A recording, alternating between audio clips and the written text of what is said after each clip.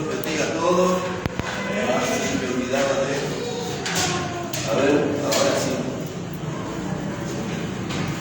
Resulta que el micrófono tiene como dos escalones y yo ponía uno solo y confiado que estaba encendido y no estaba. Después mi director me soltó. Bueno, hermanos, vamos a abrir ahí nuestras Biblias. En Gálatas capítulo 4, versículo 19 y 20. Voy a leer ese texto que leímos el sábado anterior y vamos a meternos de manera plena a nuestro tema sobre los bautistas y dónde estamos. Ese va a ser nuestro tema de hoy. Los bautistas, ¿dónde estamos? Ahí en Gálatas, el capítulo 4, versículo 19, dice la palabra: hijitos míos, por quienes vuelvo a sufrir dolores de parto, hasta que Cristo sea formado en vosotros. Quisiera estar con vosotros ahora mismo y cambiar de tono, pues estoy perplejo en cuanto a vosotros. Cuando nos preguntamos sobre la Iglesia Bautista Maranata y dónde estamos hoy, abril del 2022, estamos en una etapa de aprendizaje, hermanos. Estamos en una etapa de crecimiento espiritual y de crecimiento en cuanto a la persona de nuestro Señor Jesucristo. Ahora, en este camino de aprendizaje y de crecimiento espiritual nos vamos a encontrar con dos palabras muy importantes. En mi opinión, estas palabras son tan importantes que pueden marcar todo el futuro de nuestra congregación. Así que de ahí la importancia de estos dos términos. Uno de ellos es la palabra fundamento y el otro la palabra convicción. Esos dos temas son los que pueden definir todo el rumbo de nuestra congregación. Eso va a depender de nuestros fundamentos y va a depender de nuestras convicciones. Ahora, mis hermanos, esta iglesia en Galacia era una iglesia como la nuestra y tuvieron serios problemas en la vida espiritual por no incorporar al estilo de vida estas dos palabras, fundamentos y convicciones. Nosotros hemos oído muchas prédicas aquí en el púlpito sobre que somos bautistas fundamentales y tenemos nuestros fundamentos. Menos veces hemos oído acerca del término convicción, por eso hoy me voy a dedicar a desarrollarlo lo más posible. Pero si nosotros no incorporamos a nuestra iglesia el significado de estos dos términos que les voy a enseñar, fundamentos y convicción, estamos en una zona de riesgo. Por eso el tema de hoy es muy importante, hermano, y yo quiero que estemos todos bien atentos a esto. La palabra fundamento en el diccionario dice así, que es algo fundamental de una cosa. Así define el diccionario. La palabra fundamento es algo fundamental de una cosa.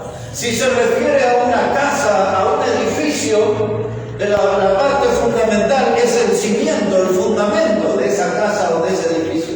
Nada puede sostenerse en pie si no tiene fundamento, si no tiene buen cimiento. En la vida espiritual, en la vida de la iglesia es exactamente lo mismo. Ninguna iglesia va a sobrevivir si no tiene buen fundamento. Ningún cristiano en su vida personal va a sobrevivir si no tiene un buen fundamento. Cuando el diccionario define la palabra fundamento, refiriéndose a la parte espiritual o religiosa, dice así, dice el diccionario: razón en la que se apoya una creencia. Eso es fundamento para un cristiano, razón en la que se apoya una creencia. ¿Dónde está apoyada nuestra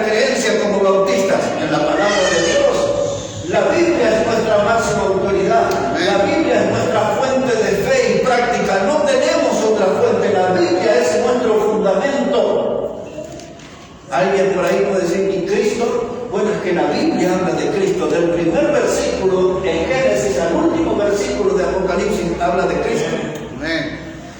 El sábado anterior estuve explicando aquí o respondiendo una pregunta. Cuando en Génesis capítulo 1 y versículo 1 que dice: en el principio creó Dios los cielos y la tierra. La palabra Dios allí es la palabra Elohim. Y explicamos que en hebreo toda terminación IM es plural. Por lo tanto, en el primer texto de la Biblia está la Trinidad. Y llegamos así, hermano, al libro de Apocalipsis, y el último texto termina diciendo: ven, Señor Jesús, ven. Cristo es el hilo conductor de toda la Biblia. Hay un predicador maravilloso que explica en 3 minutos toda la aparición de Cristo en cada uno de los libros de la Biblia y da así todo rápido, impresionante. Cristo, hermano, está en el principio y está hasta el fin de la palabra de Dios. Por eso cuando decimos que la Biblia es nuestro fundamento, bueno, la Biblia habla de Cristo, Así que ahí está nuestro fundamento. Dice así, hermano, 1 Corintios 3:11.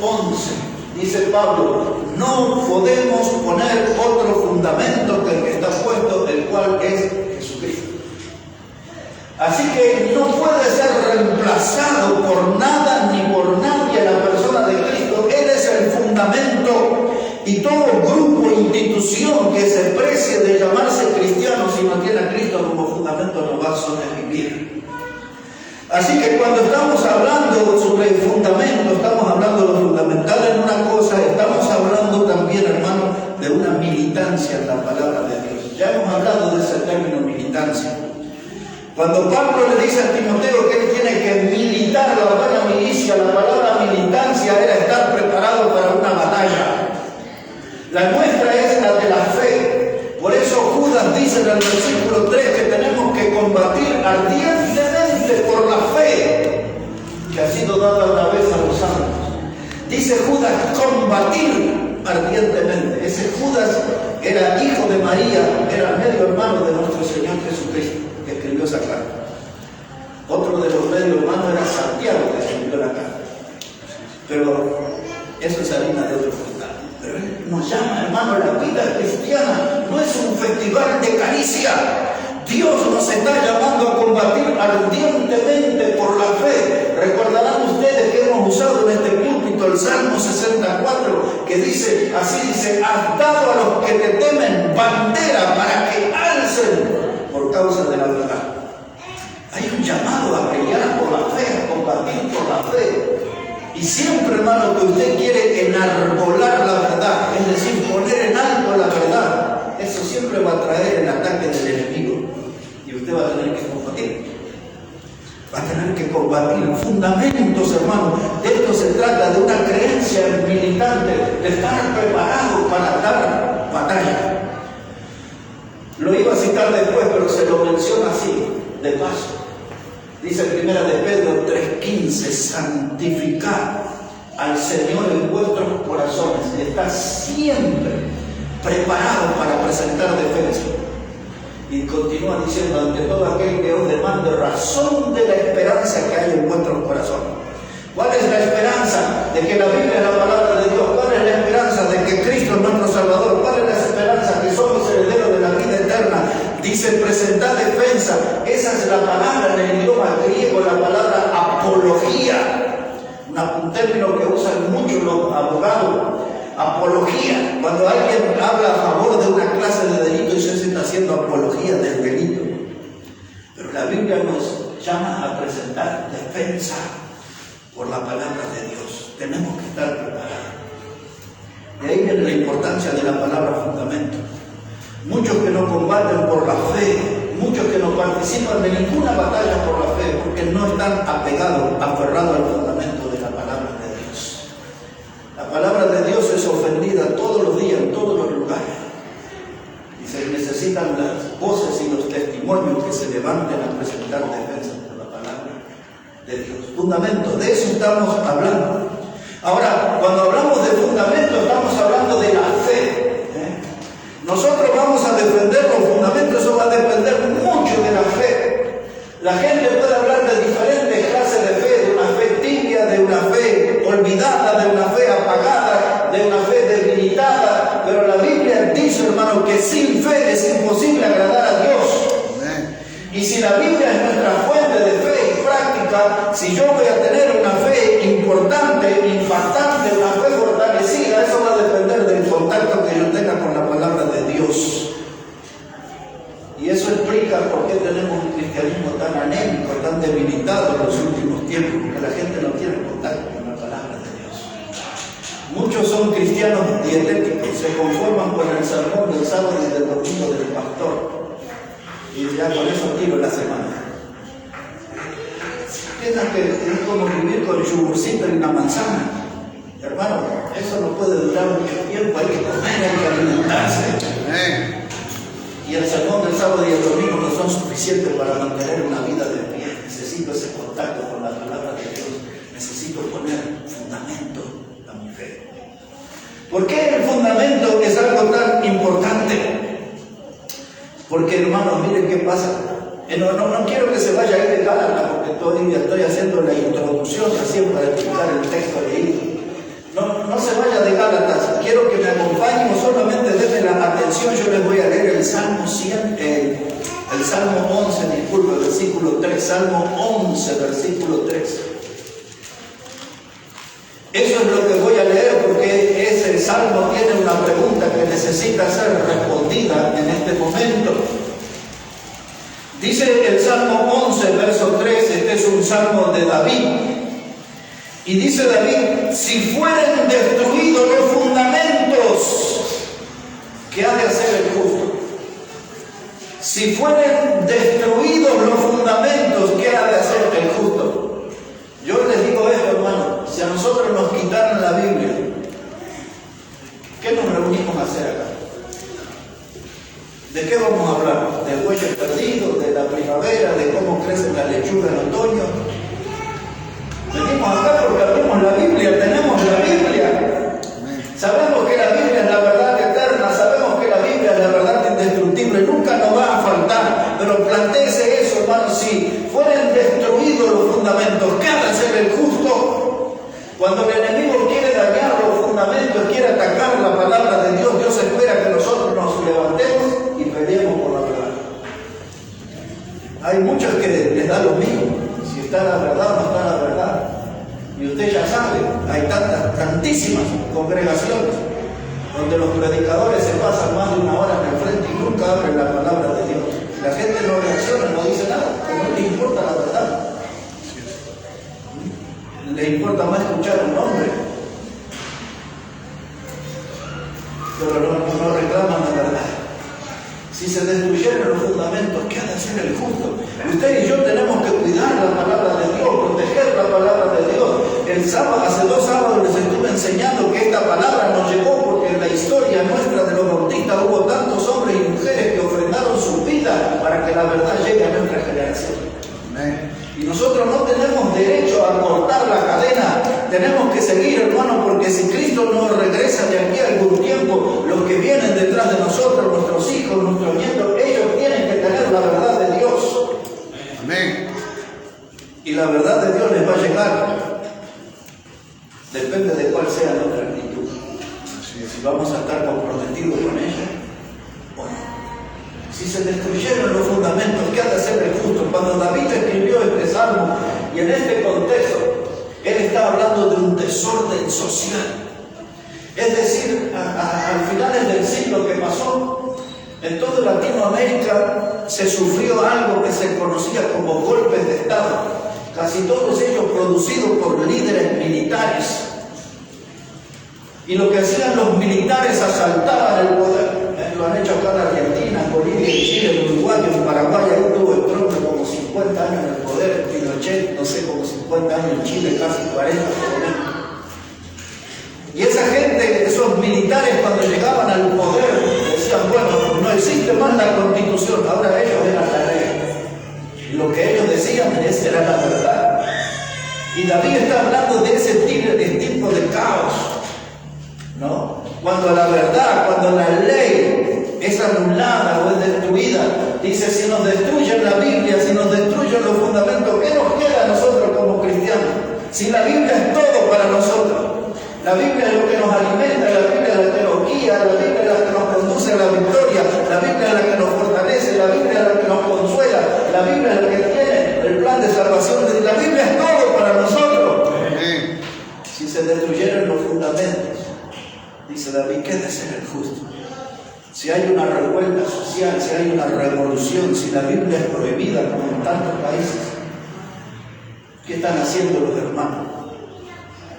Le dije en el audio del domingo hermano Josué si alguna vez le había hablado sobre los cristianos en las catacumbas, cómo tenían que encerrarse en las cuevas bajo los 70 años del comunismo en la Unión Soviética, en Rusia. Eso empezó en 1917, terminó casi en el 1989 con la caída del muro de Berlín en 1991. Los hermanos tenían que alabar por señas, porque si lo de las KGB, los del servicio secreto, los descubrían, los mataban y hacían matar cantidad de hermanos nuestros.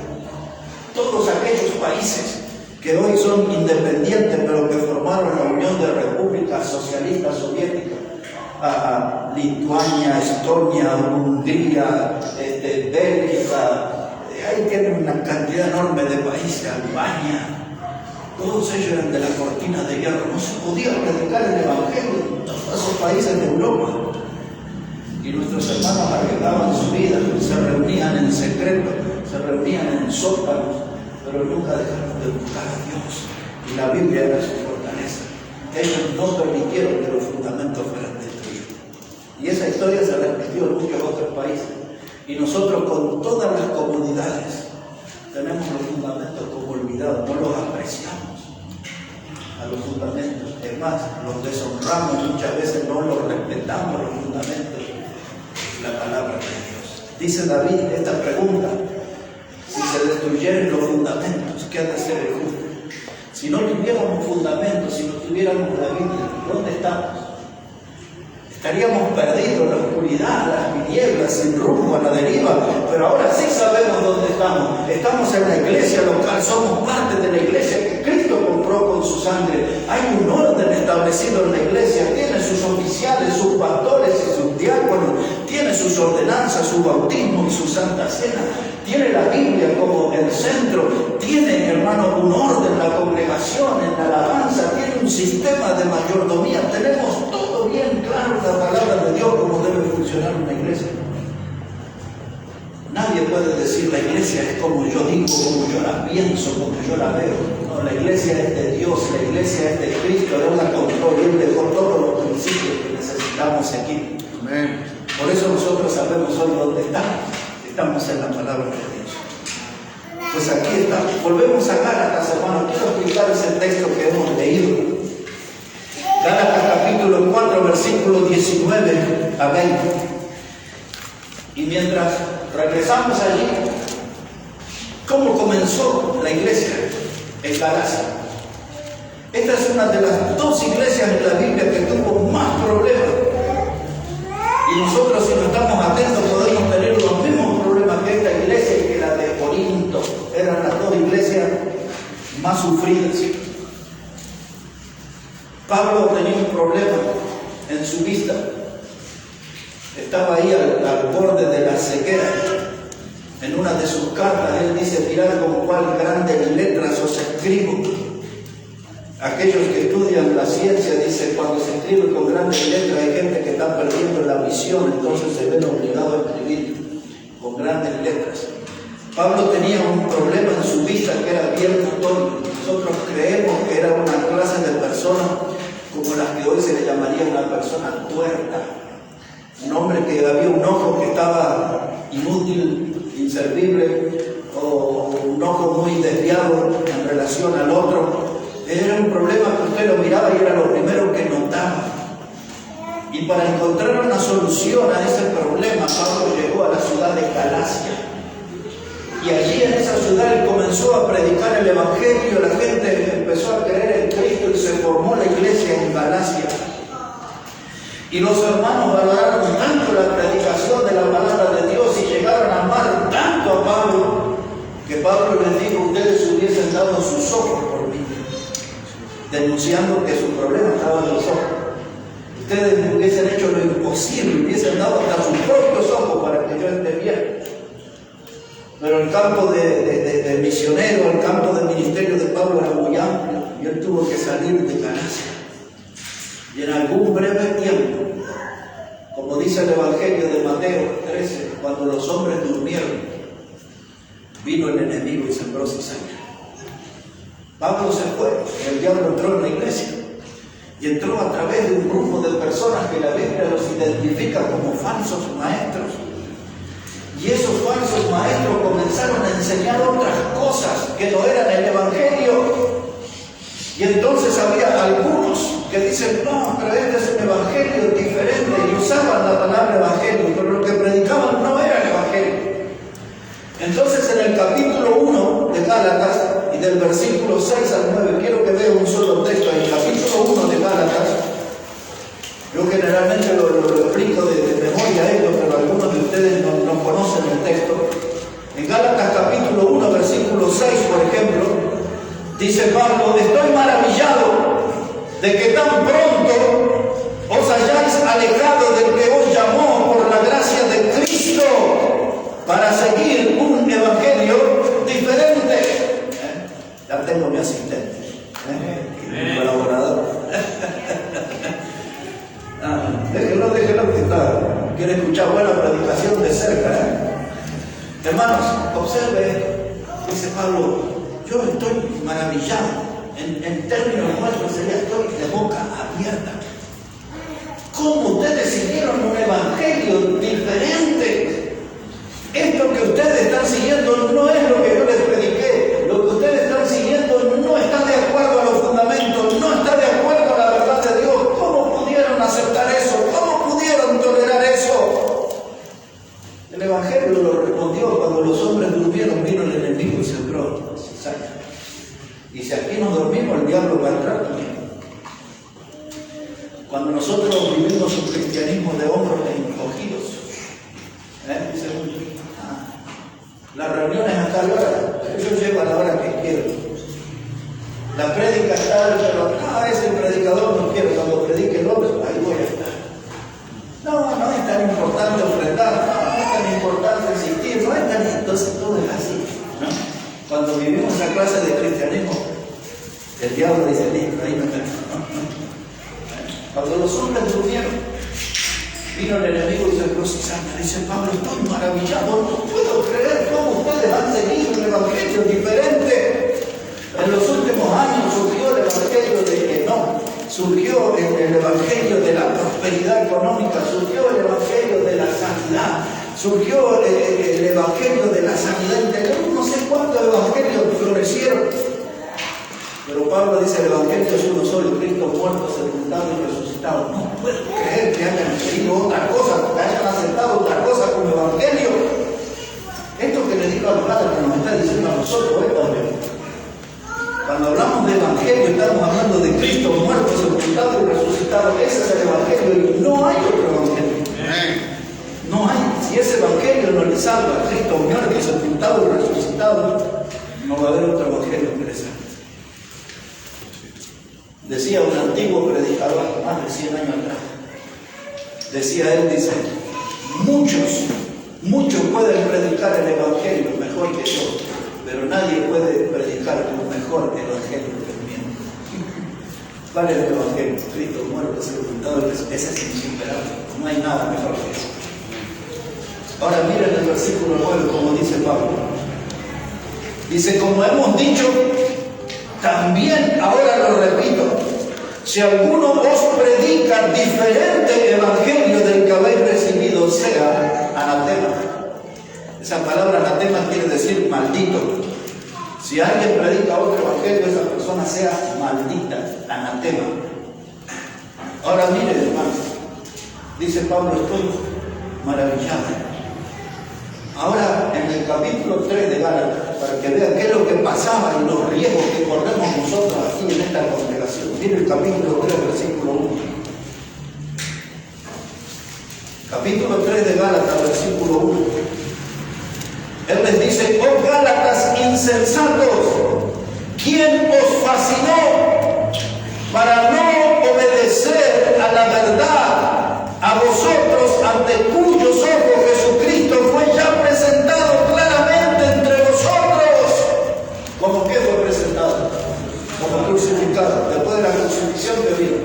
La sepultura, después de la sepultura que vino. Ese es el Evangelio. Ya fue presentado, crucificado, sepultado, resucitado. Dice él, ahora, dice, ¿quién vos fascinó? Y ahora tengo que explicar esa palabra fascinó. Cuando le dije maravillado, le dije de boca abierta, que no puedo creer que hayan aceptado eso. Y ahora cambia el término, pero le da más fuerza al problema. Le dice, ¿quién os fascinó? ¿Conoce la palabra brujería, embrujado? Dice, aquel está como embrujado. En el campo, cuando alguien se enamora perdidamente de la persona equivocada, dice, ese está enguanchado, dicen en el campo. O sea que le hicieron una mezcla de yuyo, una poción ahí, y ahí quedó. La palabra fascinar significa quedar hipnotizado, así. Alguien vino y le enseñó unas cosas y le dijo que esas eran las nuevas revelaciones de Dios, las nuevas verdades, y la gente quedó y aceptó. Esa palabra fascinado lo que significa también es quedar encantado. Es la misma palabra que se traduce como hechizado. Alguien que fue influido por un poder diabólico. Dice Pablo, ¿quién los fascinó? ¿Quién le ha hecho creer que eso era de Dios? Eso era algo del diablo. El diablo sembró las semillas del error en medio de esa congregación. Y esto de Gálatas, como muchos de los cultos modernos, agarraron eso como que eran las verdades profundas de Dios. Y eran prédicas con doctrinas vomitadas del infierno mismo. Y si nosotros nos dormimos, el diablo va a entrar aquí también y va a sembrar semillas de error. Y vamos a abrazar doctrinas vomitadas del infierno. Y entonces cuando eso sucede en Galacia, y si nos sucediera a nosotros, es porque abandonamos los fundamentos. De ahí la importancia de la palabra, hermano, fundamento. Dijo Oseas capítulo 4, versículo 6, dice, mi pueblo fue destruido porque le faltó conocimiento. Y hermano, para que no entre en doctrinas de error y el diablo no lo cautive, no lo seduzca, no lo embruje, no lo envaliche, todos son términos que usé, para que eso no le pase, usted lea la Biblia, investigue la Biblia, profundice en la Biblia, deje de mirar tanta televisión y dedíquese más a la oración, más al estudio, deje el celular, lea la Biblia, porque su vida y nuestra congregación están libres de ser seducidos y atraídos por el imán del diablo. Dice Pablo, estoy maravillado, estoy fascinado. Ahora mire, hermano, toda esa vuelta di para explicar la palabra que le leí en el versículo 20. Mire, capítulo 4, verso 20 otra vez. Dice allí, Gálatas 4, versículo 20, la tercera vez que leo el texto. Dice, decidme, dice, quisiera estar con vosotros ahora mismo y cambiar de tono, pues estoy perplejo en cuanto a vosotros. La palabra perplejo. Primero les dijo, estoy maravillado. Después le dijo, ¿quién los fascinó? Y ahora dice, estoy perplejo. Esa palabra perplejo quiere decir, estoy confundido, estoy desconcertado, no encuentro la explicación que ustedes hayan creído esas cosas como que fueran de Dios. Dice Pablo, estoy perplejo, eso quiere decir, no sé qué hacer, no sé qué pensar, no sé qué decir. Es lo mismo, hermano, que yo me vaya un mes a predicar a Bolivia y venga y ustedes están todos ahí de carnavalito y todo. Yo voy a decir lo mismo que Pablo, estoy perplejo, no sé qué pensar, no sé qué decir, no sé, hermano. Dice Pablo, yo los dejé bien en la fe, estaban fuertes, tenían buen rumbo, y ahora me fui un tiempito y vengo y me encuentro con todo esto. Pero ¿saben quién era el equivocado? Si se lo llevo a decir, se lo voy a decir al final. Ellos decían, no, Pablo, estás equivocado, mira que nosotros, la mayoría creemos así. Y Pablo le tiene, no se lo voy a dejar al último, lo voy a buscar aquí nomás en Gálatas, mira ahí un poquito. Capítulo 4, versículo 16. Gálatas 4:16. Dice Pablo, dice, ¿me he hecho pues vuestro enemigo por deciros la verdad? Porque la gente agarró y dice, no, Pablo, estás confundido, mirá que estos maestros vienen del seminario tal, de la escuela tal, mirá que estos maestros están en la radio tal y estuvieron en el canal tal, Pablo, debes estar mal vos. Mejor nos quedamos con ellos y tú sigues tu ruta. Y Pablo le dice, ahora me ven como un enemigo porque les dije la verdad. ¿Saben, hermano, cuántos predicadores no le dicen la verdad a su pueblo? Así es. Porque no quieren sonar antipáticos y prefieren que el diablo los destruya en el error. Y Isaías capítulo 56, verso 10 al 12 dice que esas clases de predicadores son perros soñolientos, comilones, bebedores de vino. Así les habla Isaías a esos pastores. Y hoy muchos dicen que los hermanos agarren la Navidad, agarren el vicio. Yo no digo nada mientras tenga mi vinito, mientras tenga mi comida, mientras pueda dormir sin que nadie me moleste. Hay tantos predicadores así hoy. Y dice, Pablo, estoy perplejo, no sé qué pensar, no sé qué decir, no sé qué hacer, no puedo entender que ustedes hayan llegado a aceptar como evangelio eso que no tiene fundamento. Y ahora le dice él, Gálatas insensatos. Leíamos en el capítulo 3, verso 1, dice, estoy fascinado, oh Gálatas insensatos. ¿Sabe que esa palabra insensatos, hermano, esa palabra quiere decir inmaduros, imprudentes? La palabra insensato quiere decir irresponsables. También quiere decir faltos de sabiduría y se traduce como cabeza hueca, no tienen nada de él. Y a veces uno ve todo eso cuando ve ese sistema de culto, donde todo es una bailanta, y luces, y gritería, y descontrol, y quema el que se cae, y otro que ata demonios, y el otro lo corre con la escoba, y el otro lo pisa. Y ¿cómo llegó a todo eso? Porque se perdieron los fundamentos. Y ahí la importancia del término de hoy, hermano, fundamento. Si nosotros perdemos los fundamentos, vamos a entrar en ese sistema de culto antibíblico. Eso que se ve como una locura, como algo incomprensible. La iglesia, hermano, tiene que estar aferrada a los fundamentos. Amén. No me desvío de la palabra de Dios, ni a diestra ni a siniestra, me mantengo en el camino y de ahí no me muevo. Que cuando me salgo del camino, mi alma entra en zona de riesgo. Cuando me salgo del camino, usted sabe, Cristo es el camino. Amén. Cuando me salgo del camino, me expongo al león rugiente que anda buscando a quien devorar. Y dice la Biblia en 1 de Pedro 5:8 que ese león rugiente es el diablo. Por eso, si ya escapé de sus garras porque Cristo me salvó, si ya escapé de sus garras porque Cristo me dio una nueva vida, no quiero salirme del camino para volver a mi viejo amo que me torturó, que me lastimó, que me hizo infeliz en la vida. Yo me quiero quedar en el camino nuevo con Cristo. Amén. En Cristo tengo vida abundante. Pero para estar con Cristo tengo que estar aferrado a los fundamentos. Amén. El tema del fundamento es bien amplio, hermano. El tema del fundamento comienza con aquella casa, si usted quiere, que fue construida en la arena y vino la lluvia y el viento y la derrumbó porque no tenía cimiento, no tenía fundamento.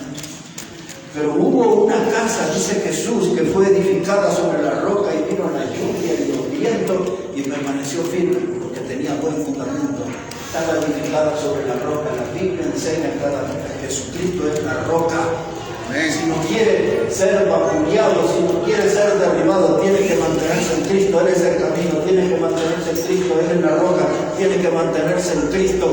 1 Corintios 3:11, no se puede poner otro fundamento que el que está puesto, en el cual es Jesucristo. Nuestro fundamento. Esa es una ilustración. La palabra que tiene el mismo valor que la que me interesa desarrollar hoy en todo este mensaje es la palabra convicciones.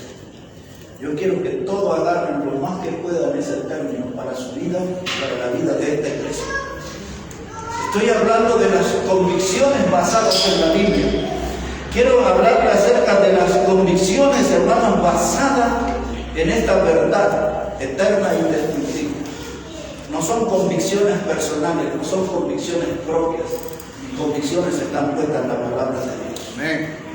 La palabra convicción, mi hermano, es lo que me habla de un cristianismo basado en la palabra de Dios. Y ahí brota la pregunta. ¿El cristianismo que yo vivo cada semana está basado en la palabra de Dios? ¿O es un cristianismo basado en mis deseos? El cristianismo que yo vivo cada semana es parte del programa de Dios o es parte de mi programa personal. Las metas que yo tengo como cristiano cada semana son metas en Dios o son metas propias. Entonces necesito revisar mi vida. Necesitamos nosotros poner la lupa sobre nuestra iglesia para ver si nuestras convicciones son propias o nuestras convicciones están basadas en la palabra de Dios. Si tenemos convicciones propias, vamos a ser como un ciego guiando a otro ciego y más temprano que tarde los dos nos vamos a dar en el hoyo. Pero si tenemos convicciones bíblicas, la Biblia dice de sí misma que ella es lámpara a nuestros pies. Y algo más dice, ¿no? Y lumbrera a nuestros pies. ¿Qué salmo es? 119, 105.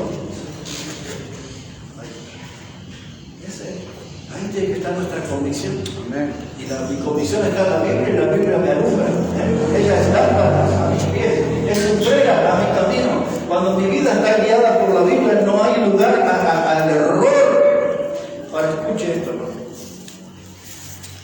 Mis convicciones bíblicas, o hablemos de nuestras convicciones bíblicas, van a definir nuestra línea doctrinal. Nuestras convicciones bíblicas van a definir nuestra línea doctrinal. Va a venir una persona al culto y va a empezar a caminar por la pared. Y allá, como el hombre araña, nos dice: yo tengo el poder de Dios. Como He-Man, ¿no? Poder de Grace, que él vive esa clase de poder. Hermano, yo no creo en esa cosa, yo creo en lo que la Biblia dice. Dios nunca dice que el hombre que tiene su poder anda caminando por las paredes como el hombre araña y ese tipo de cosas. Pero hay tanta gente que cree en eso. Ustedes ya han visto videos aún con el chapulín colorado, con el martillo ese, ¿no? Ahí con eso, y anda ahí. Y la gente cree y cierran los ojos y abren los brazos y dan gloria a Dios, no sé a qué Dios, porque... Y se acuerdan que hablaba un Ronaldinho, uno que pisaba la pelota, el pastor, y hacía cañitos y todo, la gente, qué maravilla, todo eso. ¿Saben qué, hermanos? Nuestras convicciones están en la Biblia, y esta es mi convicción bíblica, en lo que define mi línea doctrinal, lo que yo creo o no. Y si no está en la Biblia, yo no creo nada. Y si no está en la Biblia, yo no acepto nada. La Biblia la creo enteramente, esa es mi convicción, de Génesis a Apocalipsis, toda entera, toda la Escritura es inspirada por Dios para mí. Amén. Pero si lo que usted enseña, lo que usted cree no está basado en la Biblia, no me venga a hablar de degollado a mí. Hábleme de la palabra de Dios. Hábleme de la Biblia. Mi convicción, mi línea doctrinal la define la Biblia. Amén. Y le digo más, hermano, mi ADN, mi identidad, me la da la Biblia. Mi estilo de vida es el de la Biblia. Es el de la Biblia. Por eso hay tantas cosas que nosotros levantamos la voz. Cuando pasó todo eso del aborto y todo, y empezamos, eso es un crimen. Dios lo hizo, yo no creo. Y así tantas cosas, el matrimonio es igual, eso no es matrimonio. Ni siquiera esa unión de dos hombres, de dos mujeres, están protegidos por el significado de la palabra matrimonio. Alguna vez yo expliqué ese término matri habla de la matriz de la mujer, monium habla del hombre cuidando la matriz. Y cuando se juntan dos hombres ahí no hay matriz, por eso no se puede llamar matrimonio. La gente, ay, xenófobo y qué sé yo, cuántas cosas, no, pero yo creo lo que la Biblia dice. Yo creo que aquellos que se echan con varón y todo, como dice en 1 Corintios 6:9, no heredarán el reino de Dios. si les pican, que se rasquen. ¿O no? Así es, pastor. Porque mis convicciones están acá. En la palabra de Dios yo creo lo que la Biblia dice. Las convicciones, hermano, son en la línea segura. Y ahora denme atención, que ahora voy a sacudir un poco la memoria de ustedes. ¿Qué dice Daniel 1:8? Puse en el corazón. Con Biblia cerrada, ¿eh? ¿Qué dice Daniel 1:8? ¿De qué habla? ¿Se acuerdan? Cuando le quisieron dar toda una cobija que los seleccionaron para ser seguidor de Nabucodonosor, y dice Daniel 1:8, dice que él propuso en su corazón no contaminarse con la comida del rey. ¿De dónde sacó esa convicción? Porque era un varón de Dios, él no iba a participar de lo sacrificado a los ídolos, él no tenía nada que ver con el culto de los ídolos, él creía en el Dios vivo, amaba al Dios vivo. Daniel era el representante del Dios vivo. Es más, su nombre Daniel significa Dios es mi juez. Qué peso ese nombre, ¿no? Llamarse Daniel. No tenemos ningún Daniel nosotros, ¿no? Ahí está, tenemos uno bueno, ¿eh? Dios es mi juez. Ese nombre pesa, hermano. ¿Sabe lo que es vivir todos los días de la vida sabiendo que Dios es mi juez? Dice, propuso en su corazón. Nadie le llenó la cabeza. Nadie, hermano, le impuso. Él decidió en su corazón agradar a Dios, servir a Dios, honrar a Dios. Eran sus convicciones, hermano. Propuso en su corazón no contaminarse con la comida del rey. Ahora, quiero que escuche esto. Las convicciones bíblicas no miden las consecuencias. Otra vez. Las convicciones bíblicas no miden las consecuencias. Yo lo hago porque Dios lo dice. Yo lo creo porque Dios lo dice. Amén. Porque cuando usted llega al capítulo 6 de Daniel, ahí usted va a encontrarse con un edicto del rey que se prohibía orar por 30 días a cualquier dios.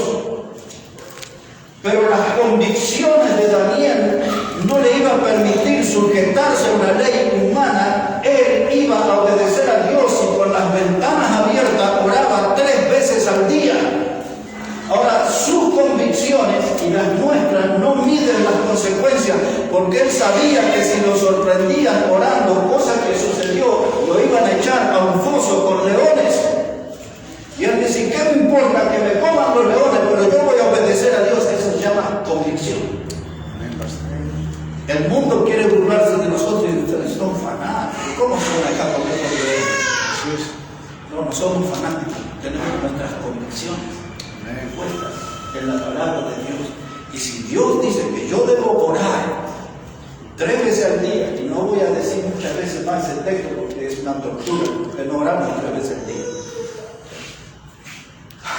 Daniel oró, hermano, y se fue al foso del león y estuvo ahí un rato en un hotel 5 estrellas, cómodo, y salió del foso. Y los que le echaron al foso, cuando se asomaron nomás, la agarraron los leones. Ya está. Pero Dios protegió a su hombre.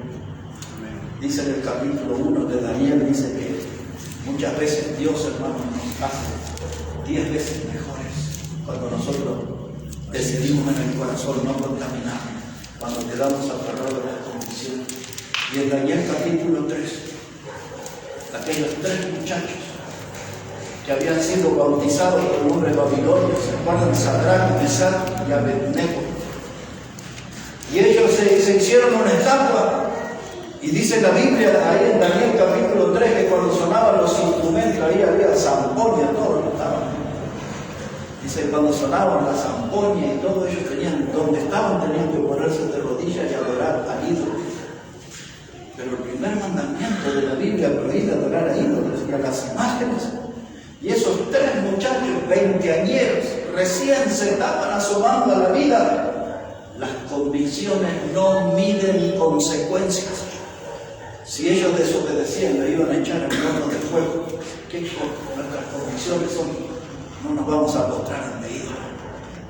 Que vengan lo que vengan. Si es el foso de leones, allá vamos. Si es el horno de fuego, allá vamos. Y me encanta porque ellos lo enfrentan al mismo rey Nabucodonosor y le dijeron: sepa, oh rey, que no adoraremos a tus dioses. Se plantaron firmes en la doctrina, firmes en sus convicciones. No importa el horno de fuego. Y dice que Nabucodonosor le agarró una bronca, hermano, y mandó a calentar el horno 7 veces más. Y después de un rato ahí salieron los 3 muchachos, sin olor a fuego, sin olor a humo, porque había un cuarto en el horno, ¿se acuerdan? Un cuarto. Cuando lo miraron de lejos, dice: ese cuarto parece, dice, no tiramos 3 y hay 4. ¿Quién es ese? Dice, porque se parece al Hijo de los dioses. Era la persona de Cristo acompañando allí a los varones hebreos. Y salieron vivos. Recuerde eso, hermano, las convicciones no miden las consecuencias. No importa lo que me pueda pasar, yo voy a obedecer la palabra de Dios. Esa es mi convicción. Había un humorista en los Estados Unidos, se llamaba Groucho Marx, y era bien cómico ese hombre. Y ese decía así, dice: porque estas son mis convicciones, pero si no les gusta, yo tengo otras también, dice. Y hoy hay gente así, hermanos, de doble cara: estas son mis convicciones, pero si no les gusta, en la iglesia soy bien santo, pero con mis amigos del mundo soy bien pecador y soy el más picante, el más picante. Tengo mis convicciones, pero si no les gusta, tengo otras. No, hermano, el hombre de Dios, la mujer de Dios, tiene una sola clase de convicción que está basada en la palabra de Dios. Y eso, hermano, eso es lo que define dónde estamos hoy. ¿Dónde estamos nosotros como bautistas? ¿Estamos en un solo camino? ¿Estamos con los 2 pies en el camino? ¿O queremos nosotros, hermanos, tener un pie en el camino ancho, otro pie en el camino angosto, un pie en el mundo, un pie en la iglesia, un pie en la luz, un pie en las tinieblas, un pie en la vida espiritual y un pie en la vida carnal? No se puede. Jesús lo dijo claramente: no se puede servir a 2 señores, amarás a uno y aborrecerás al otro. No puede servir a Dios y a la riqueza. Y este tema de hoy para mí es fundamental como la primera palabra. Y este tema de hoy define el futuro de nuestra iglesia. Si vamos a ser hombres y mujeres de convicciones, esa es una buena razón para existir.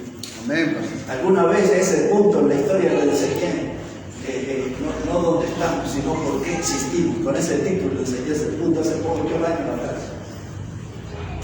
Y hermano, si yo tengo convicciones, eso va a explicar por qué existo.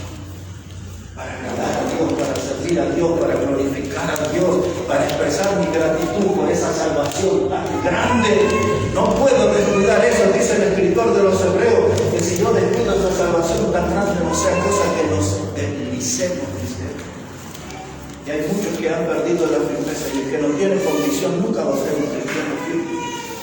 ¿Y saben qué, hermanos? Convicción es lo que nos falta en nuestra iglesia. Cuando está haciendo falta. Y la convicción puede venir a fraudar. Si quieres sobredosis de convicción, nos viene bien igual.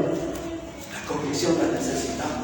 Una convicción basada en la palabra de Dios. Amén.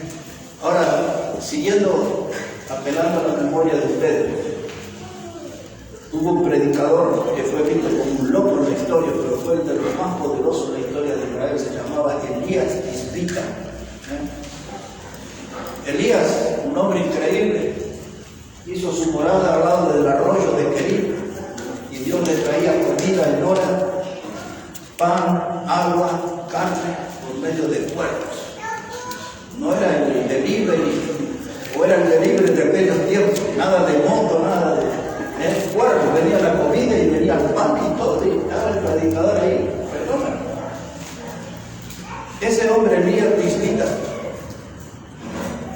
estaba bien enojado con el rey Acab. El rey Acab había entrado en amores con Jezabel, era la hija del inventor de un culto pagano idolátrico, y esa mujer influenció el corazón del rey Acab, desvió el corazón del rey, se olvidó de Dios al rey Acab. Y después el rey hizo que todo el pueblo se desviara de Dios, todos se olvidaron de Dios. Pero apareció un predicador que tenía convicciones bíblicas. La gente lo miraba. Por eso cuando apareció Juan el Bautista, que tenía convicciones bíblicas, la gente dice, este es el Elías que había de venir. O sea que Juan y Elías tenían el mismo espíritu, la misma forma, eran predicadores extraños, de los que hoy no hay, eran de los buenos. Y este Elías que invita, lo encontró al rey. Y el rey le dijo, tú eres el que turba a Israel. ¿Sabe cómo lo enfrentó Elías? Dice, tú desviaste el corazón del pueblo, y lo agarró ahí nomás y se paró delante de todo el pueblo. Y esto que les voy a citar ahora, no lo busque, solamente recuerde por mí. Dice Primera de Reyes 18:21. Elías frente a todo el pueblo y al lado del rey le hizo esta pregunta a ellos y a la iglesia bautista Maranatha. Le dice Elías, ¿hasta cuándo claudicaréis entre dos pensamientos? Si Jehová es Dios, seguidle, y si es Baal, id en pos de él. Las convicciones definen camino. Si su convicción es Dios, sigan a Dios, siempre a Dios. Con frío, con calor, con tormenta, con viento a favor, con sonrisa, con lo que sea. Yo voy a seguir a Dios siempre, en todo momento. Dios siempre va a ser Dios en mi vida. Mi convicción es seguir a Dios. Si la vida me sonríe y me va bien, sigo a Dios. Si la vida me va mal y tengo que estar en un basural de cenizas como Job y pasar las enfermedades como Job, yo voy a seguir a Dios. Hace 11 años atrás, cuando me enfermé y me agarraron todas esas chiripiorcas que hoy me hacen sufrir casi cada día, nunca levanté mi mirada al cielo para decirle a Dios, ¿por qué a mí? Nunca. Él es Dios, Él es mi Dios. Cuando me fue bien, Él era Dios. Y cuando estoy mal en mi salud, Él es mi Dios. Son mis convicciones. Son mis convicciones. Dice Elías, y Él debería estar aquí. Aquí debería estar Elías. Y yo ahí. Y Él mirarnos a todos y decir, ¿hasta cuándo claudicaréis entre dos pensamientos? Necesitan convicciones. Necesitan estar firmes, abrazarse a los fundamentos. Necesitan que lo que ustedes creen esté fundamentado en la palabra de Dios, basado en la palabra de Dios. Porque lo que tenemos en nuestros días es un cristianismo con una tibieza vergonzante. Lo que tenemos en nuestros días no son cristianos firmes y decididos. Hoy tenemos un cristianismo de estilo gelatina. Usted pone la gelatina ahí en el plato y ahí queda, ¿no? Así, no tiene consistencia. Dice, vamos a poner una manzanita picada y una bananita y le ponemos, pero igual todavía no hay forma. Ese cristianismo no agrada a Dios. Cristianismo gelatina, ese cristianismo de algodón, suavecito ahí. Una vez me atacaron tanto en el norte del país. Y me quisieron matar como 3 veces. Daban de mala puntería los asesinos. Y un predicador de Estados Unidos que predica fuerte. Estuvo hace una semana atrás, estuvo predicando acá en Argentina. Y él decía, métanse conmigo, dice, porque Cataña es un osito de peluche. Y después la gente le dice, no, usted no lo conoce, no es un osito de peluche, este es la firma. Pero hoy tenemos muchos cristianos que son así como ositos de peluche, de algodón, cristianos de azúcar. Al primer contacto con el té o el café ya se derriten. Cristianos de manteca no aguantan 5 minutos al sol. Así nos vamos a ir lejos. ¿Cómo supero ese? Con convicciones. Amén. Convicciones. ¿Como cuál? Como la de Daniel, como la de los 3 muchachos en el horno. Convicciones como las de Juan el Bautista. Convicciones como la de Elías Tisbita. Convicciones, hermano. Esa es la palabra que va a definir mi vida, mi futuro y la vida de la iglesia. Las convicciones son las que me van a ayudar a superar los deseos inmundos de mi vida. ¿Saben que todos luchamos por esto? Todos tenemos algún deseo, algo inmundo en nuestra vida. Y a veces nos escandalizamos, ¿no? Sí, Si pudiéramos ver la mente y el corazón de cada uno, ¿sabe las cosas que aparecerían? Pero cuando yo tengo convicción, eso me va a ayudar a superar mis deseos inmundos, mis deseos mundanos. Son las convicciones las que me van a ayudar a conocer la palabra victoria en mi vida cristiana. ¿Por qué es un cristianismo tan aburrido, sin gozo? Un cristianismo desinflado, un cristianismo dubitativo. ¿Alguna vez pasó usted por una comería o algo y hay un muñeco ahí de papel que se hace así? ¿Lo vio a ese? Así son los cristianos como ese. Creo que tiene un motorcito, algo por ahí. Pero yo miro ese y ya me aparecen nombres. Yo no quiero ser un cristiano así, yo quiero tener convicciones. ¿Saben qué, hermano? Si yo no tengo convicciones, voy a estar siempre chocando con el iceberg. Cuando el Titanic se creía que era el invencible, el insumergible, como le llamaban, y dice que esa barra de hielo, ese témpano, no era una barra, era un témpano de hielo, salía 300 metros encima del agua. Y fue el Titanic, el coloso de acero y el de hielo. Y el de hielo lo mandó al fondo del mar, al coloso de acero. Si yo no tengo convicción, el diablo me va a mandar al fondo del mar. El diablo me va a mandar al fondo del mar.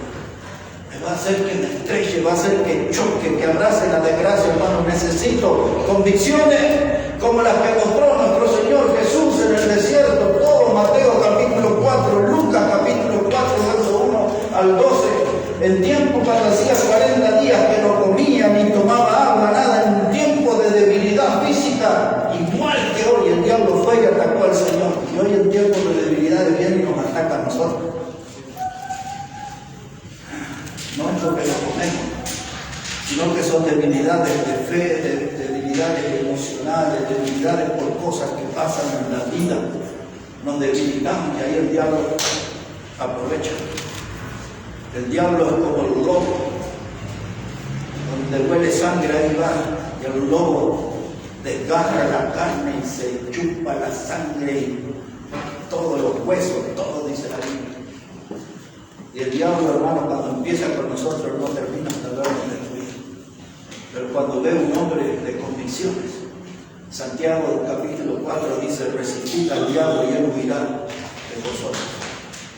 ¿Quién es el cristiano que hace el diablo? El que tiene convicción, el hombre y la mujer que tiene un estilo de vida basado en la palabra de Dios. Nuestra fe está en la palabra de Dios, nuestra creencia está basada en la palabra de Dios, nuestro estilo de vida tiene que estar guiado por la palabra de Dios. Eso es convicción. El Señor Jesús tuvo convicciones y el diablo huyó de él y vinieron los ángeles a acompañarle después de la victoria. Hermanos, el Señor se defendió con la palabra en cada uno de los ataques, cosa que la mayoría de nosotros no podría hacer porque no conoce la palabra. El diablo nos ataca y no sabemos cómo defender. Hay que conocer la palabra, hay que leer la Biblia. Métale fundamentos a su Biblia, metámosle más fundamentos a nuestra iglesia, metamos convicciones en nuestra vida, metamos más convicciones bíblicas en nuestra congregación. Porque el diablo nos va a atacar. Todos nosotros debemos estar preparados y para resistir un buen ataque del diablo. Como dicen en el barrio, el diablo no se anda con chiquitas, cuando viene con nosotros se viene con todo. El profeta Isaías hablaba dice que anegarán los ríos, dice, pero Dios plantará bandera contra el enemigo. Pero si usted no anda con Dios, Dios no va a pelear por usted. Cuando Moisés le habló al pueblo y le dijo de avanzar, dice, porque Jehová peleará por nosotros. Pero si usted anda en el mundo, en el boliche, en las cosas del pecado, Dios no va a pelear por usted. Pero si usted tiene convicciones, Job sintió a Dios por sus convicciones. Déjeme que le hable de Job. Vamos, busque el libro de Job, por favor. Ya que me metí con él, le quiero dar dos pasajes para mostrar cómo Job tiene un hombre de convicciones. El primero de Job, capítulo 13. Y empieza a poner en la lista, hermano, mire, Daniel, los muchachos en el horno, nuestro Señor Jesucristo, Elías, Tifita, Juan el Bautista, y le voy a dar otros nombres más para que vean de qué se trata, de gente que tenía convicciones en la Biblia. Ahora le dije de Job, ¿verdad? Busque ahí en el capítulo 13. Ese versículo hay que memorizarlo. Job capítulo 13, versículo 15. Mire lo que era tener convicción. Ya todos saben qué pasó con Job, ¿no? La sarna maligna se apoderó de todo su cuerpo.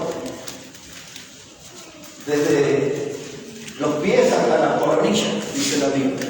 Tuvo que ir a vivir el hombre que tenía todo a nivel material, no le faltaba absolutamente nada. Y tuvo que ir a vivir a un basural. Y sufrió el desprecio de sus amigos, de su familia, aún su propia esposa. Le dijo a Job, maldice a Dios y muérete, le dijo. Oh, linda esa esposa, pero sí le habló. Pero él estaba preparado para resistir a tal esposa, sobrevivió al ataque de la esposa, todo. Y entonces llegó a decir esto de otra manera ahora, en el capítulo 13, verso 15. Dice, he aquí, aunque él me matare, en él esperaré. No obstante, defenderé delante de él mi camino. Pero miren esa primera parte.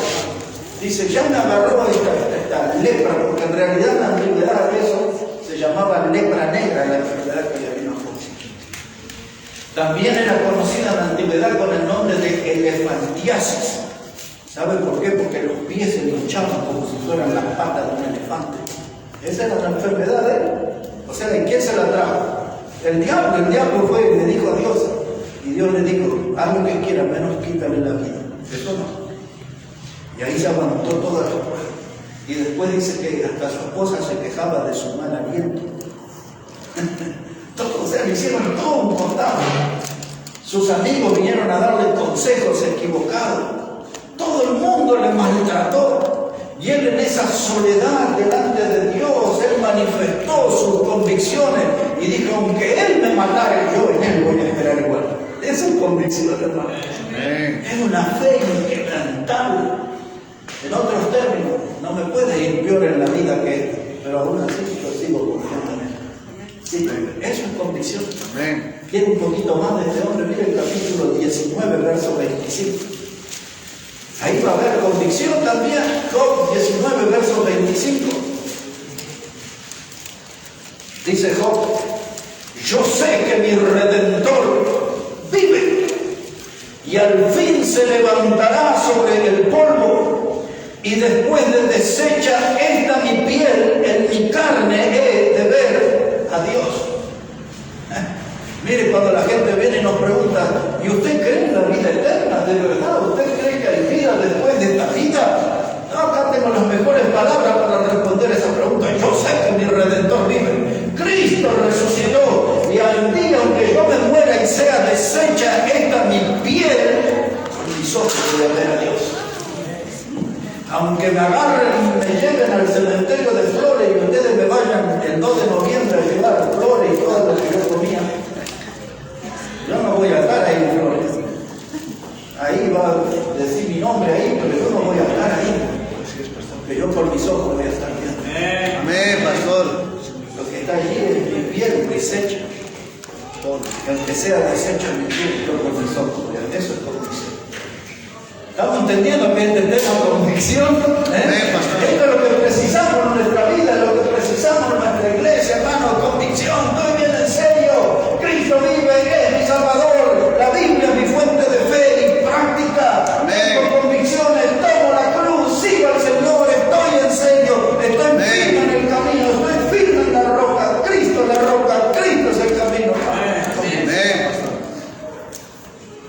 Convicción, hermano. Qué palabra, ¿no? Por eso es que muchos están sorprendidos hoy. Pero eso es lo que ha hecho hace 40 años atrás un estilo de vida diferente a nosotros. Si la vera acá las convicciones bíblicas. No son cosas que inventamos. No son emociones que nosotros alimentamos. Esas convicciones nuestras están basadas en la palabra de Dios. Amén. Tengo infinidad de textos para mostrarles, solo les voy a citar uno de memoria que ustedes conocen para que vean las convicciones de Pablo. En Filipenses, en el capítulo 1 y el versículo 1. El versículo 21, disculpe, capítulo 1, versículo 21. Ahí Pablo demuestra su convicción, hermano. Hay una infinidad de textos, yo elegí este porque es el más conocido de todos. Dice Filipenses 1:21, para mí el vivir es Cristo y el morir es ganancia. Mire eso para nosotros que le tenemos miedo a la muerte. Nos enseñaron a tenerle miedo al cuco, al viejo de la bolsa. Nos enseñaron a tenerle miedo a los humanos, a las mujeres. Los humanos, mire, no vaya al río, allá en Bolivia que anda los humanos. Allá tantas cosas nos enseñaron a tener miedo. Y si me matan, ¿sabe que cuando yo fui al doctor, el doctor era un pastor, pero era conocido a nivel internacional como un psiquiatra? Tenía tantos títulos. Y en una de esas charlas que tuve con el doctor, yo le contaba mi frustración. Eso fue en el año 2013, pues. Y yo le dije, doctor, mire que yo subía a los aviones, y yo andaba en la selva, y yo andaba acá y esto, y ahora con estas chiripiorcas no puedo ni subir al colectivo. Y ahora mira, me están invitando para ir a predicar a Chile. Hace no sé cuánto que me invitaban, nunca podía ir a predicar a Chile. ¿Y sabe qué me dijo el doctor? Que es pastor también. Me dice el doctor,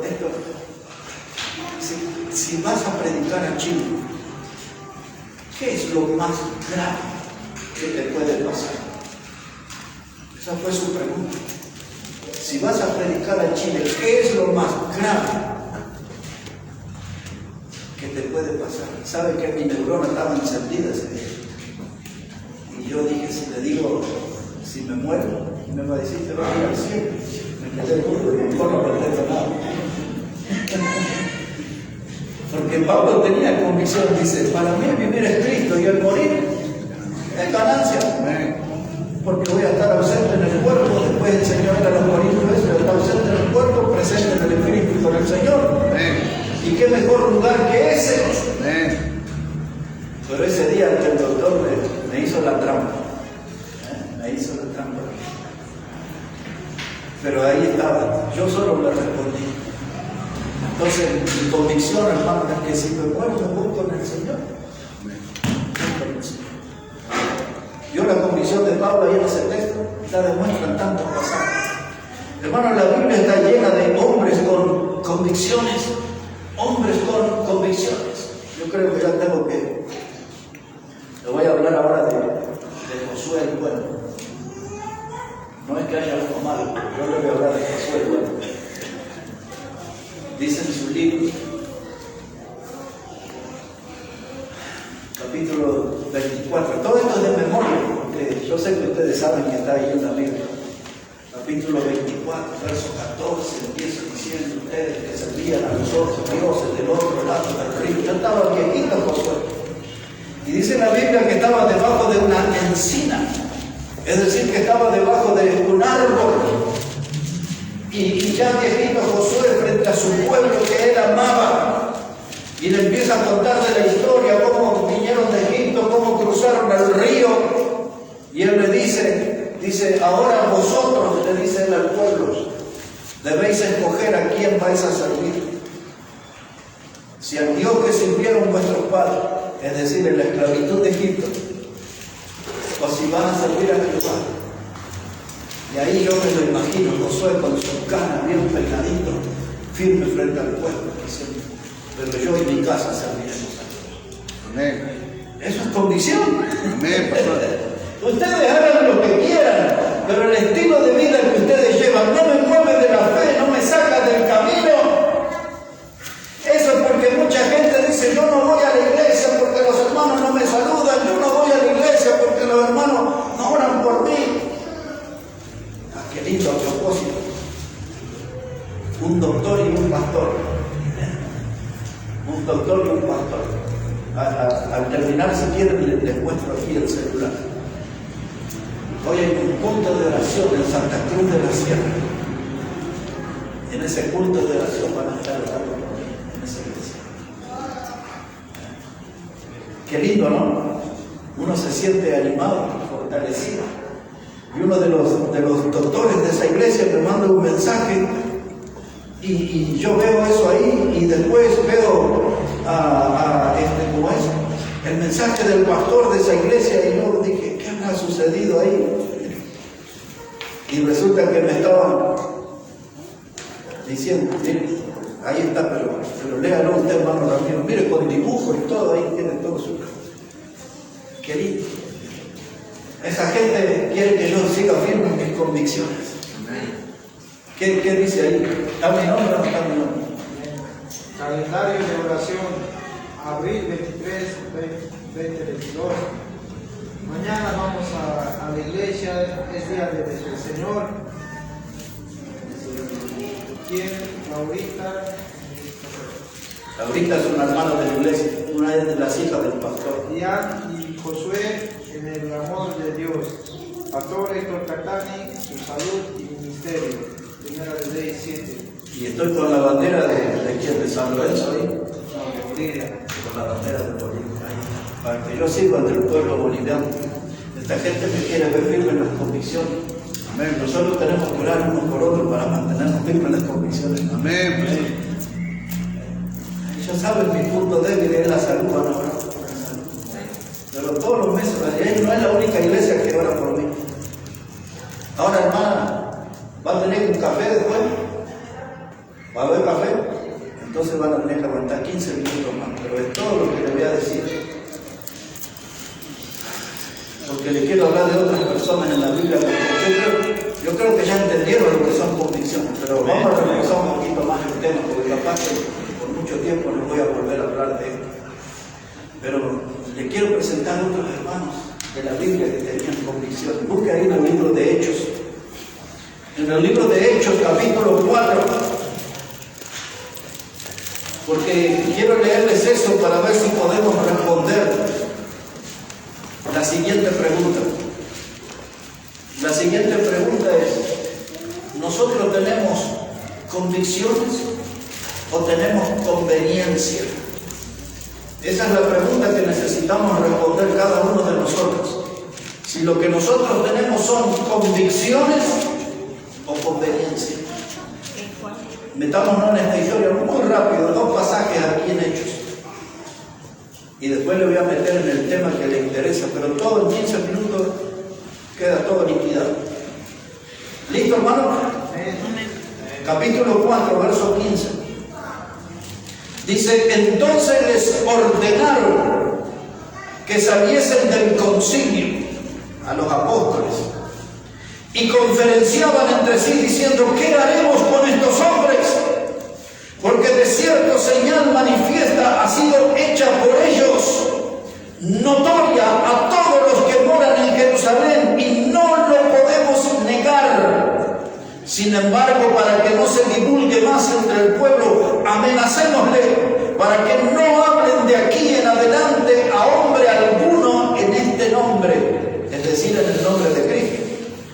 Y llamándolo les intimaron que en ninguna manera hablasen ni enseñasen en el nombre de Jesús. Bueno, la Biblia lo explicaba. Mas Pedro y Juan respondieron diciéndoles, juzgad si es justo delante de Dios obedecer a vosotros antes que a Dios, porque no podemos dejar de decir lo que hemos visto y oído. Esta es la situación. Un hombre, hermano, casi 40 años ahí, postrado en la puerta del templo, todo el mundo entraba, le daba una monedita, y hasta que aparecieron los bautistas ahí, Pedro y Juan, los dos. Ahí el hombre se entusiasmó, pero cuando lo vio de cerca vio que eran bautistas y de estos no tienen un peso partido por la mitad. Dicho y hecho, le dice Pedro y Juan, no tenemos ni oro ni plata como los bautistas. Y usted podría decir, qué mala onda, no, qué desalentador. Dice, pero en el nombre de Jesús de Nazaret, levántate. Y ahí se levantó. Y se acuerdan que el hombre entró cantando, saltando al templo y alabando a Dios. Casi 40 años ahí. Y entonces, los hombres de Dios hicieron esto. Tenían convicciones, creían que era un Cristo poderoso que podía levantar a los postrados. Y autoridades, alguaciles, los sacerdotes, los líderes religiosos hipócritas. Los agarraron y los pusieron en la cárcel, y todo lo que les leí, los amenazaron, de todo.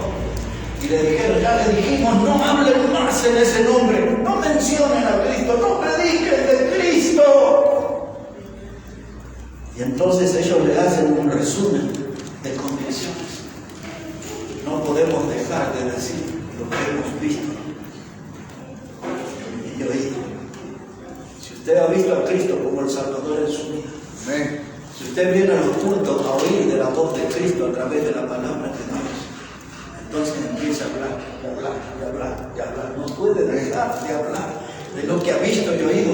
Si usted ha visto vida salva, si usted fue salvo, si ha visto vida transformada por el mensaje del Evangelio, si usted ha visto que el Evangelio transforma vida, que el Evangelio nos pasa de muerte a vida, entonces si usted ha visto eso y ha vivido eso, no deje de hablar.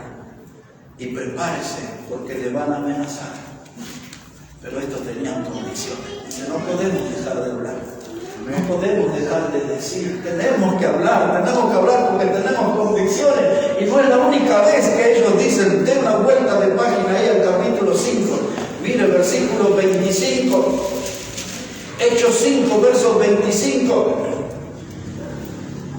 Esta es la segunda persecución. Lo que le leí antes, en el 4 es la primera. En la segunda persecución, miren lo que le sucede. Dice entonces, pero viniendo uno les dio esta noticia: he aquí los varones que pusiste en la cárcel están en el templo y enseñan al pueblo. Y entonces fue el jefe de la guardia con los alguaciles y los trajo sin violencia, porque temían ser apedreados por el pueblo. Y cuando los trajeron, los presentaron en el concilio, y el sumo sacerdote les preguntó diciendo: ¿no os mandamos estrictamente que no enseñen en ese nombre? Y ahora habéis llenado a Jerusalén de vuestra doctrina y queréis echar sobre nosotros la sangre de ese hombre. La muerte de Cristo, ¿no? Y miren las convicciones, aquí florece.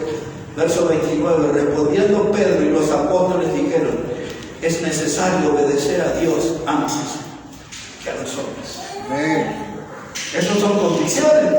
Ustedes digan lo que quieran, tráiganlo a la cárcel por violencia o tráiganlo como lo hicieron ahora de forma hipócrita, dice sin violencia, de forma cariñosa, abrazadito, quizás la otra gente.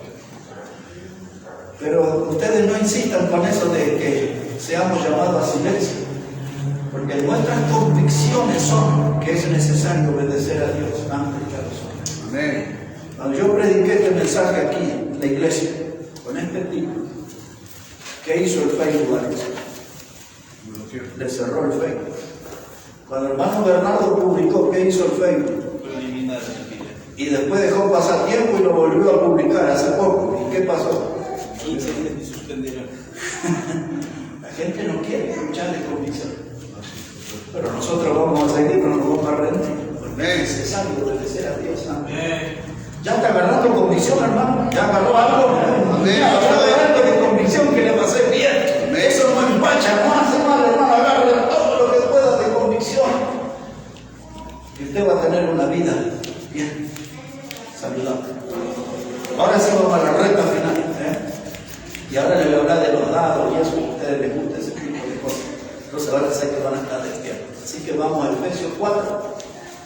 Eso es lo que mencioné el sábado anterior, pero ahora lo voy a explicar bien y ahí nos vamos al cafecito de todo. Mire cómo dice la palabra de Dios.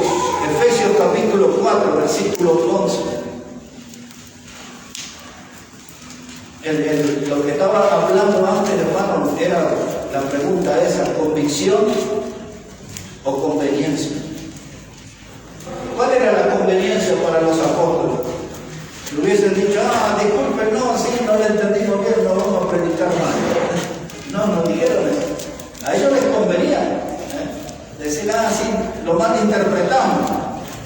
Ahora sí no vamos a predicar, no, vamos a obedecer a Dios antes que a los hombres. No podemos callar lo que hemos visto y oído. Esa es nuestra convicción. Así que, hermanos, si usted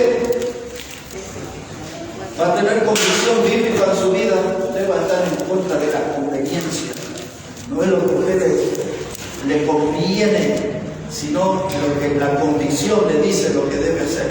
Y aquí Efesios 4, voy a arrancar desde el 11, igual esto va a ser bien breve aquí. Efesios 4, 11.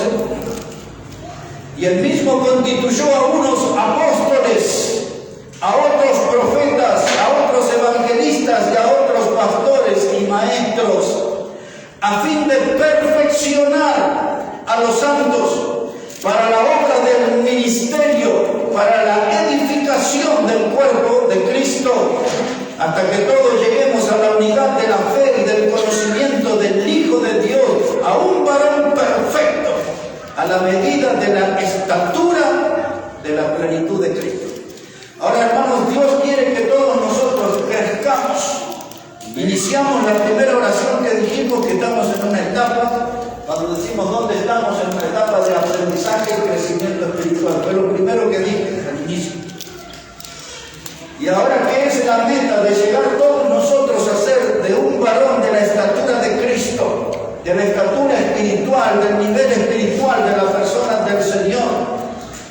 Y el cuerpo de Cristo, que es la iglesia, se va desarrollando.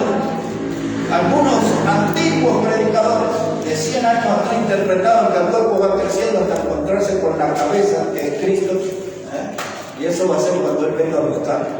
Así interpretaban antes. Pero ¿cómo Dios va a hacer esto? Dios preparó diferentes etapas. Una etapa le correspondió a los profetas. Ellos eran el canal de comunicación de Dios con el pueblo. Los profetas predicaban. Después vinieron los apóstoles. Dios los levantó y ellos predicaban la palabra al pueblo. De hecho, a Juan y a Pedro, los ancianos y los sacerdotes le dijeron: ustedes han llenado Jerusalén con esta doctrina. Miren cómo predicaban. Y después vinieron en la etapa que estamos hoy.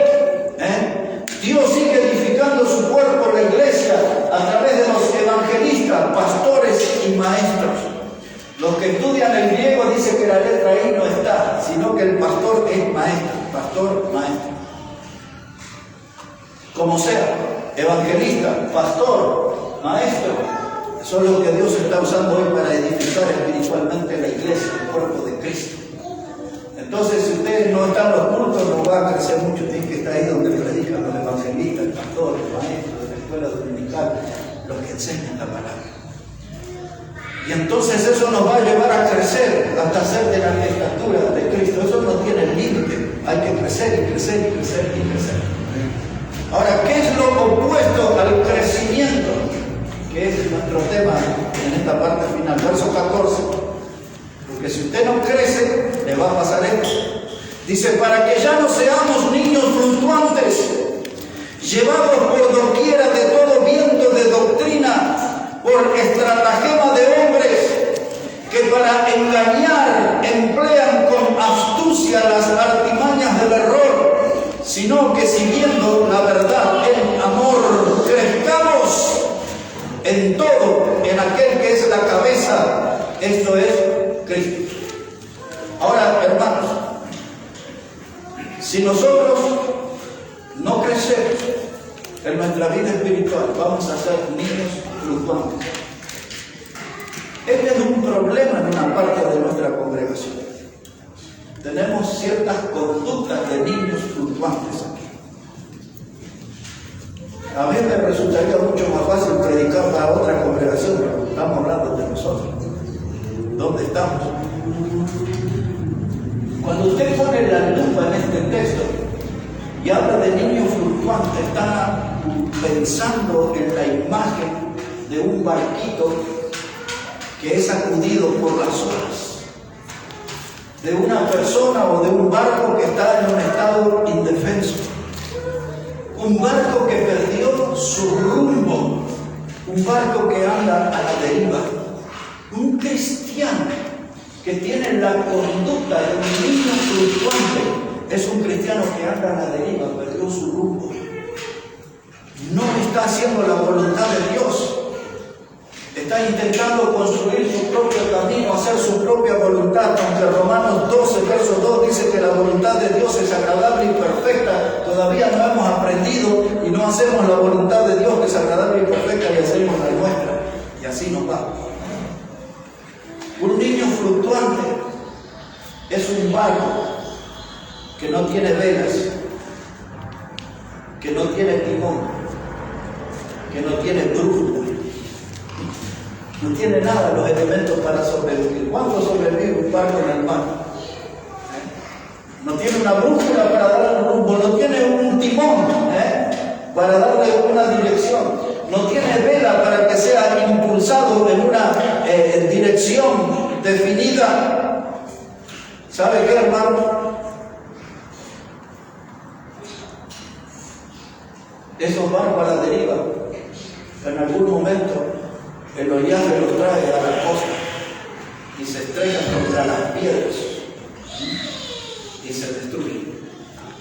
Una vida a la deriva, más temprano que tarde, va a ser destruida. Y entonces Pablo le escribe a la gente en Éfeso: si ustedes no están creciendo, no están escuchando a los evangelistas, no están escuchando a los maestros, no están escuchando a los pastores, no están leyendo su Biblia, no están siendo edificados, entonces ustedes son candidatos como si fueran un barco a la deriva, más temprano que tarde se van a estrellar, van a salir dañados. ¿Y cuánta gente, hermano, anda así en las iglesias? No tienen rumbo. Tanta gente, hermano, que le da lo mismo venir a la iglesia bautista, estar con los pentecostés, con los adventistas, con todo, lo mismo. Y es más, ¿quiénes? Si estuve con unos hermanos testigos de Jehová.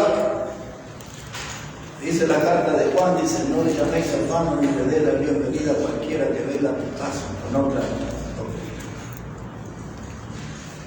Pero como la gente no creció, no sabe distinguir, son como niños fluctuantes. Hoy cité Oseas 4:6: mi pueblo fue destruido porque le faltó conocimiento.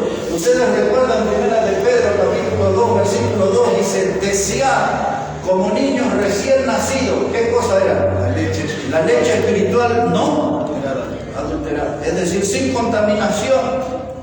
Y dice desear. ¿Y cómo termina el texto? ¿Recuerdan? Para que por ella crezcáis. ¿Para qué? Para salvación.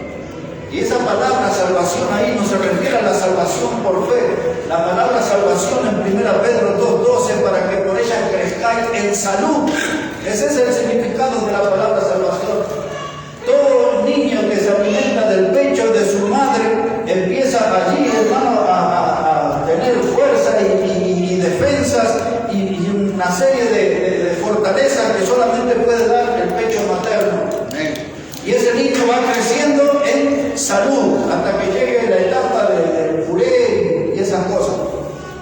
Pero dice que nosotros tenemos que desear como el niño recién nacido. Usted note aquí las madres de nuestra congregación, cuando los niños lloran, le ponen el pecho y ahí está tranquilito, el predicador está predicando tranquilo, sin competencia. Pero si no, gritan y gritan y gritan, pero ellos están deseando esa leche, necesitan, es su alimento. Y eso es lo que les va a ayudar a crecer, a fortalecerse. Y ustedes y yo tenemos que desear como los niños, pero la palabra de Dios. Porque esta es la leche espiritual de Dios no adulterada, y ella nos va a fortalecer, nos va a hacer crecer en salud, va a crear anticuerpos para que podamos defendernos de los ataques del pecado, del diablo y del mundo, para que por ella crezcáis. Y ahora miren, vamos a lo de los dados, que tenemos que ir al café rápido. Dice verso 14 otra vez: para que ya no seamos niños fluctuantes, llevados por doquiera de todo viento de doctrina, por estratagema. Esa palabra estratagema es la palabra griega cubeia, es la que nosotros traducimos al español como cubo, y cubo es lo que se traduce como dados. Por eso le hablaba el otro día, es un juego de dados, es un juego de azar. Y es eso a lo que el diablo nos somete con su estratagema, como en un juego de azar, donde el terreno se presta para hacer trampas. Y el diablo nos tiene como niños fluctuantes, de aquí para allá, no tenemos firmeza. Nos enreda en su estratagema, en ese juego, y nos pone en un terreno vulnerable, en un terreno que es ideal para hacer trampas. Y el diablo viene y le dice, para decir algo más grosero, vaya y fúmese ahí la marihuana, porque ahora los médicos dicen que es medicinal y todo, le andan todos como zombies, dormidos, todo, pero ¿cómo nos dijeron que era bueno? Y dice, tome ahí el alcohol, porque el doctor dijo que una copa de vino, y otros escucharon dos, y otros el botellón, todo, cada uno escucha como quiere. Y dice, sí, el doctor dijo que un vaso de vino le puede ayudar al corazón, conoce todos los defectos positivos, pero no el negativo. De que de esa copa puede invitar a otra y asociarse a otra y termina siendo un alcohólico. ¿Sabe qué, hermano? El diablo, sus estratagemas nos engañan y nos llevan al terreno ideal para hacer trampa. Y lo que le decía el otro día, de eso con los 2 o 3 vasos, no sé cuántos son, y ponen los dados y hacen así el jueguito, y dónde está, y le hacen ganar uno, ¿no? Y después le sacan la casa, el auto, todo ahí jugando, y usted se entusiasma y dice, ¿y dónde está el dado? Y hay otros que hablan de los dados cargados. Yo no sé mucho de eso, pero si alguno de ustedes es medio timbero, quizás lo puede explicar mejor, pero yo sé que esos dados los cargan, y por ejemplo los números pares, 2, 4 y 6, ¿no? Y entonces ahí le ponen como un peso mayor, así que cuando los tiran siempre se inclinan para un número par. Están todas las trampas. Y es lo que Pablo dice, no dejen que el diablo le lleve ahí a un terreno ideal donde él hace sus trampas, donde es el terreno donde él se desenvuelve bien. No se metan debajo del enebro, ¿se acuerdan de esa prédica del enebro, el lugar sombrío de soledad? Ahí el diablo lo ataca, se divierte con nosotros. No se metan las tinieblas, no se metan los boliches, no se metan los bares de mala muerte, no se junte con gente que está guiada por el pecado. No haga eso, porque el diablo le lleva a ese terreno con promesas de bendición, de alegría, bla, bla, bla. Estratagema, la palabra cubeya, cubo, dado. Y luego dice la palabra, observen por favor, por estratagemas de hombre, para engañar, emplean con astucia. La palabra astucia que aparece aquí es la palabra metodeia. Pablo le escribió a los corintios y le dijo acerca de las astucias del diablo, le dijo, porque no ignoramos sus maquinaciones. La misma palabra, astucia y maquinaciones, metodeia. Es decir, que el diablo tiene sus métodos. El método que utilizó en el huerto del Edén con Eva todavía sigue usando, haciendo promesas. Porque Dios dijo que si comieres de ese fruto, no moriréis, le dice el diablo, no moriréis. El diablo sabe cómo engañar, sabe cómo usar su astucia. El diablo siempre, hermano, tiene un plan perverso. Esa palabra perverso significa que él obra con mucha maldad, y eso es el diablo, es perverso, él siempre obra con mucha maldad, pero es tan astuto que hasta nos ha hecho creer a muchos que él era un ser inofensivo con unos cuernitos, una barbita, un tridente, una barba, una capa negra y roja. Y ahí andan los chicos, hasta en la radio donde yo estoy, ahí lo tengo al diablito también. Ahí está. Pero ya me advirtió un hermano de Uruguay, no se descuide que está ahí atrás suyo. Pero yo siempre sé que está ahí. No ignore sus maquinaciones, sus estratagemas. No se olvide que él es astuto. Y hay una palabra bien rara y yo la pronuncié mucho tiempo mal. La palabra, hermanos, es la palabra prestidigitador. Yo siempre le sacaba latín, pensé que era así, pero hoy fui a buscarla. Y es prestidigitador. Es un ilusionista. ¿Vio esos que le hacen? Están así, no sé qué, parece que no tiene el dedo y después aparece el dedo y le sacan el conejo de la galera y le tocan la oreja y le sacan un huevo ahí y otro un ramo de flor. Ese es el diablo, esa es la palabra que él sacaba. La palabra astucia, prestidigitador, es un ilusionista. Usted ve cosas que no son reales. ¿Se acuerda hace no sé cuántos años, ya como 20 quizás, había un tal David Copperfield que vino aquí, que hizo desaparecer el obelisco de Buenos Aires, no sé qué más, de cosas. Y la gente miraba y aplaudía, pero son ilusionistas. Y ese es el diablo. El diablo sabe cómo ilusionarnos. y nos lleva ahí en ese terreno con sus trucos y nos termina destruyendo. Y aquí la palabra, la última del texto, dice: por estratagemas de hombres que para engañar emplean con astucia las artimañas del error. ¿Saben que la palabra error en el idioma griego, como fue escrito, es la palabra plane? De esa palabra plane es donde tomamos la palabra planeta para nosotros. Y el planeta o los planetas siempre están girando lejos del centro. Y es eso lo que quiere transmitir. Miren, por eso aquellos que saben griego, yo no lo sé, yo solo estudio los que saben. En cuántas cosas dice la Biblia en su idioma original que a simple vista no las captamos. Y el diablo con sus estratagemas, con sus astucias, nos aleja del centro, nos aleja de Dios, nos aleja de la Biblia, nos aleja de la iglesia, nos aleja de la persona de Cristo y andamos de gira como los planetas siempre lejos del centro, extraviados, sin rumbo. Hermanos, por eso cuando las convicciones tienen que ver con estar aferrado al fundamento que es Cristo, aferrado al fundamento que es la palabra de Dios. Mi convicción está basada en la Biblia, mi convicción está basada en la palabra de Dios. Y ahora termino aquí diciendo esto del versículo 15. Dice: si no siguiendo la verdad en amor, crezcamos. Ese es el desafío hoy para ustedes y para mí, seguir la verdad en amor. Los movimientos modernos, todo eso, los neopentecostales, los pentelocos, los modernistas, los liberales, los neoortodoxos, qué sé yo, hay tantos nombres, los ecuménicos, una bandada que andan. Dice: ustedes son nuestros hermanos bautistas, vengan por nosotros, vengan al amor, demostremos lo que nos amamos. Y por muchos años han hecho y lo están haciendo todavía en el mundo, marchan por Jesús. Que el mundo sepa que todos los cristianos estamos unidos. Y ese le robaron la iniciativa a lo que se conocen las marchas del orgullo gay. Pero nosotros hacemos marchas por Jesús, somos hermanitos, no somos hermanitos. Dice: pero Jesús dijo en Juan 17 para que seamos unos en la fe. Bien dijo Jesús, en la fe. Ahora vamos a ver si su fe es la misma que la mía, si sus fundamentos son los mismos que los míos, si sus convicciones bíblicas son las mismas que las mías. Vamos a sentarnos a hablar de eso y después vamos a ver si vamos a estar juntos, ¿no?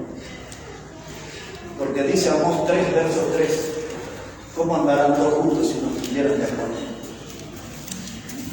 ¿Y en qué nos vamos a poner de acuerdo? ¿En el horario? No. Nunca vamos a estar de acuerdo en el horario. Nunca vamos a llegar a la misma hora. Y en la doctrina, bueno, abramos la Biblia y que ella nos enseñe cómo vamos a ponernos de acuerdo. ¿Por qué hay tantas creencias y religiones y sectas y denominaciones y tantas cosas en el mundo? Pero ustedes y yo somos llamados a estar en el fundamento que es Cristo, la palabra de Dios. Ustedes y yo somos llamados a tener convicciones. Son todas aquellas que están basadas, fundamentadas en la Biblia, en la palabra de Dios. Ahí debemos estar nosotros. Y de memoria termino diciendo esto. Pues saben que tengo ganas de hablar más, pero yo leí esto de mí. Pero les digo esto. Dice Filipenses 2:16. Dice: Dios, es lo que espera Dios de nosotros. Dice: para que resplandezcáis como luminares en el mundo, en medio de una generación maligna y perversa, asidos de la palabra de Dios. Ese texto de Filipenses 2:16 define, hermano, que vivimos en un mundo que es malvado, dice, en medio de esta generación maligna y perversa. En ese lugar vivimos nosotros. En ese espacio está nuestra vida, en medio de una generación que es maligna y perversa. Pero Dios dice: a pesar de que toda esa gente es así, yo espero de ustedes algo como en los días antes del diluvio, cuando todos abrazaron el pecado y las modas temporales y los deleites temporales del pecado. Mi siervo no, caminó con Dios. Y Dios, en otras palabras, está diciendo: en medio de esta generación maligna y perversa, ustedes, bautistas, tienen que resplandecer como luminares en el mundo. ¿Qué significa eso? Que tenemos que ser como el sol, que tenemos que ser como las estrellas, que tenemos que ser como la luna. Nuestra presencia es distinguida, es notable, y cuando no estamos allí en un día gris, en un día donde no vemos el sol, notamos su ausencia. Cuando en una noche cerrada, oscura, notamos la ausencia de la luna, en esas noches oscuras donde ni siquiera hay una estrella, notamos su ausencia. Dice Dios, así tienen que ser ustedes en medio de esta generación maligna y perversa. Ustedes deben resplandecer como luminares. Y ahí da la clave. ¿Cómo logro eso? Dice, asidos de la palabra de vida. Esa palabra asido significa aferrado, afianzado a la palabra de vida. ¿Qué es lo que me va a salvar a mí? ¿Qué es lo que me va a salvar a nuestra congregación? Los fundamentos, aferrados a los fundamentos y aferrados a las convicciones bíblicas. Eso es lo que los Gálatas y los de Corinto no pudieron sostenerse en los fundamentos. Y así fueron iglesias que sufrieron horrores. Y Pablo se paró y les dijo, y ahora ustedes me consideran su enemigo por decirles la verdad. Decirles la verdad.